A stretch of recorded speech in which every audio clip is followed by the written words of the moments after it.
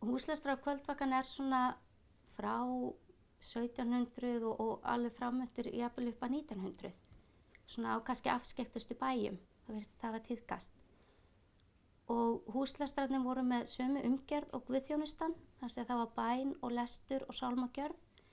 Og sálmarnir voru sungnir sem þótti svona auka á helgistundarinnar. Og þá var það lesarinn sem valdi sálmana og það var lesið úr Guðs orði og kannski byrja með bæn og sálmar sungnir fyrir og eftir lestur eins og er gert við predikun í kirkjunni í dag. Og eftir húslestur þá var litið svo sem á að það væri búið að blessa húsi fyrir nóttina og þá átti ekki að vinna eða vera með læti, þá að koma í ró og allir átti að fara að sofa.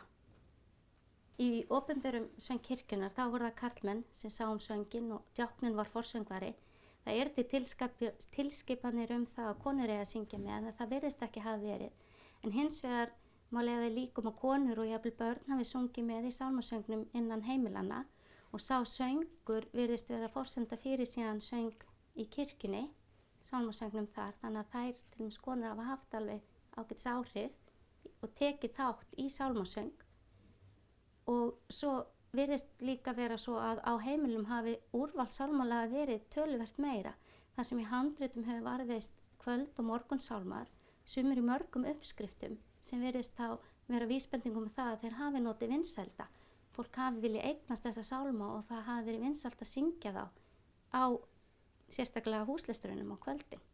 Og meðal þessar sálma eftir danska barokkskáldi Tómas Kingo, kvöld- og morgunsálmar, sem virðast hafa verið mjög vinsælir með handrituppskriftir.